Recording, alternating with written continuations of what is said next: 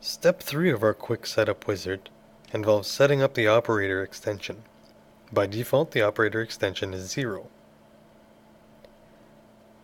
Our next two fields are first name and last name, and these are used for the directory.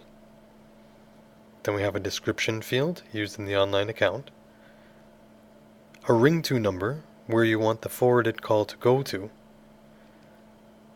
and some caller identification options that are used to identify that the call is coming from the system or a particular caller before it reaches you. First, we have Simple Connect, which means that no identification will be used. We also have Call Screening, which will allow the caller to record their name to be played to you before answering. Call Announce, where the system will let you know that there is an incoming call from the system. And Play Memo, which will play back a memo that you've recorded earlier for this particular caller. Next, you can choose whether or not you want your calls recorded, and these will stay on the system for a temporary amount of time, but you can download them at any time while still on the system. Next, you have routing options. You can direct connect the call, which means that it will go directly to your ring-to number or the voicemail if you have it set up. You can also have the call sequentially go to multiple ring-to numbers, simultaneously to multiple ring-to numbers, or wait in a call queue. We'll get more into those in the advanced settings shortly. Next, we have some voicemail options. We can choose to enable our voicemail, disable it, or force it. Enabled means that we want the voicemail to pick up after the given amount of rings. And this is important. If you have a personal phone ringing through on this particular number, and this phone picks up after 5 rings, you'll want to set this at 1 less ring so that it picks up before your own personal voicemail does. The number of messages is the capacity of messages for that mailbox. The message size, and which email address to notify whenever a new voicemail comes in on. You can also choose to disable the voicemail, meaning that it will never answer, or force it, meaning that if somebody calls this extension, it will bypass the ring-to number and go directly to voicemail. When you're done with this, you can click Next or Skip to go to step 4. But before we do that, let's go back and look at some of our routing options in the advanced settings. As I mentioned, you can set up a call to go to multiple ring-to numbers sequentially. Once you click on Advanced Settings, this allows you to enter in your numbers, the number of rings, and the scheduled hours for those callers. Let's go through a quick example. Let's put our first phone number in as the same as our operator, for instance.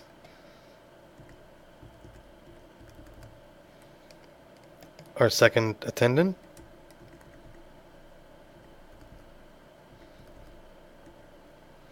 and maybe one more.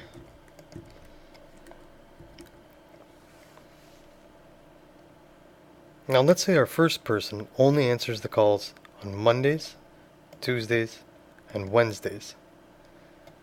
We'll leave that one at 9 to 5. Our second person, Thursdays and Fridays.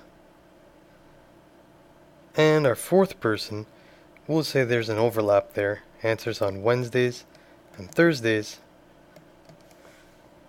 from 10 a.m. to 6 p.m. So let's look at a couple of examples of how this works. Let's say that our caller calls on Monday between the hours of 9 to 5.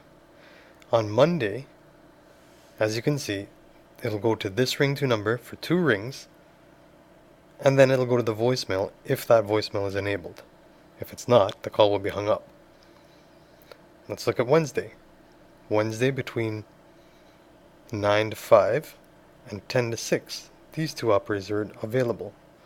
So if that caller calls after 10 a.m., the call will first go to this person for 2 rings, and then our third person here for 2 rings, then to voicemail, or hang up. Again, the same situation occurs here with an overlap, except that the call would first go to number 2 and then to the third ring 2 number. On Thursday, as you can see, only our second operator is available, and that call would go to them for 2 rings and then to voicemail or hang up. Let's look at the simultaneously option. Forwarding the call simultaneously does almost the same thing as sequentially, except that during any given time period where an operator is eligible, it's going to forward to all of them at the same time. So, in the case of Monday, just operator number 1, then voicemail, and hang up if there's no voicemail. But on Tuesday and Wednesday, there are overlaps, and on these days, if the appropriate time is observed, then it will go to both of these operators on Wednesday, and number 2 and number 3 operators on Thursday. After that, the call then goes to voicemail, or hangs up if there's no voicemail.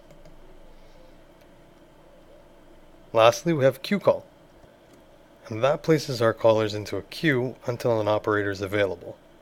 Again, it depends on whether or not they're eligible for that time and day.